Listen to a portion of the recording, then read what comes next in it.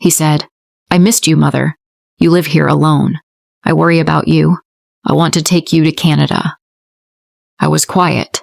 He looked at me and said, "You are getting old. It is not safe here. You should come with me. You will be happy there." I said slowly, "But this is my home. I was born here. I got married here. Your father lived here. I cannot leave this house." Daniel looked serious. He said, "This house is very old. It is not good for you. In Canada, you will have everything. You will have your own room. You can see the children every day. Sarah also wants you to come." That night I sat alone and thought, what should I do? I did not want to leave, but Daniel was my only son. The next morning, Daniel said, "Mother, we should sell this house. You do not need it anymore. You will live with us. You can use the money for your new life." I looked at him. He smiled.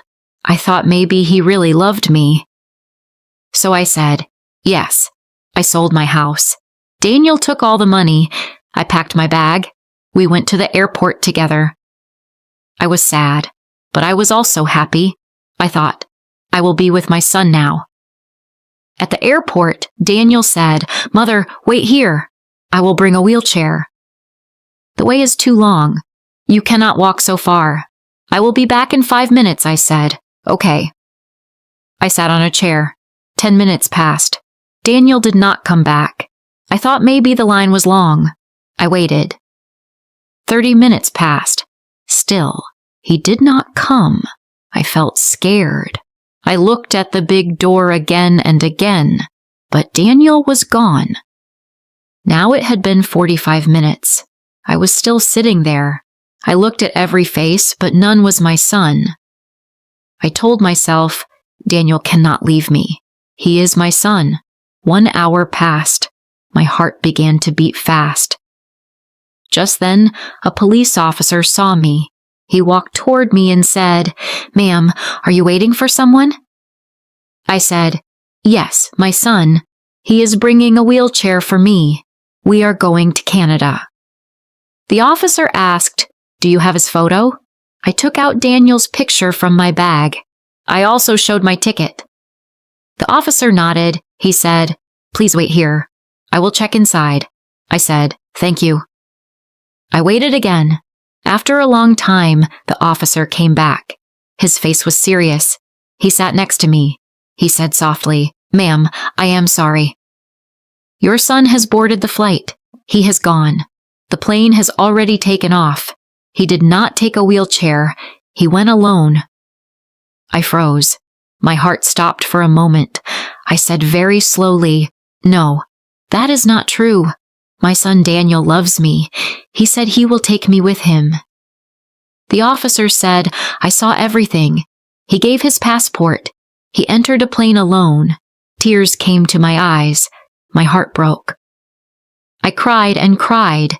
The officer's eyes also became wet. He said, "Some people forget their hearts. I am sorry, ma'am." I whispered, "My name is Linda Parker." The officer said, "My name is Robert Miller. I am a police officer here. You remind me of my mother. She died 5 years ago. When I look at you, I remember her." Then he said, "Please come with me. You cannot sit here. You will get sick. Come to my house. My wife is kind. She will cook for you," I said, "but I do not want to trouble you." He smiled and said, "It is not trouble. It is love. You are like a blessing to me." Robert called his wife Olivia. He said on the phone, "I found an old woman at the airport. She is all alone. Her son left her. Can she stay with us?" I could hear Olivia's voice. She said, "Yes, please bring her." That night I stayed at Robert's house. Olivia brought me food. She spoke to me like a daughter. I cried in my room. I missed Daniel. I missed my house. But these strangers gave me love. The next morning, Robert got a phone call. He went to another room. He spoke in a low voice. Later, he came to me.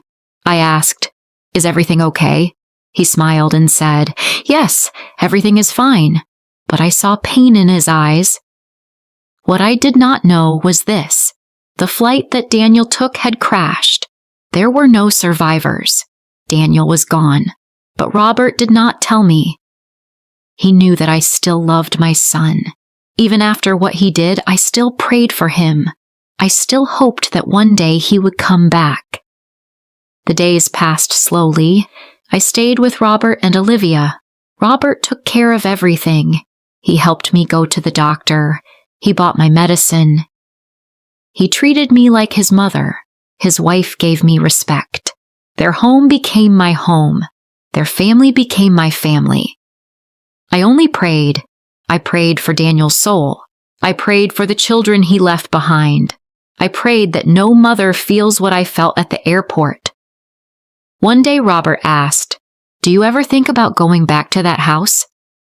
I looked at him and said, "I already lost that house, but I found a new home here." Daniel was gone, but I got the son I truly deserved. I feel grateful. What would you do if you were in Linda's place? Tell me in the comments below. If you liked this story, please like, comment, share, and subscribe.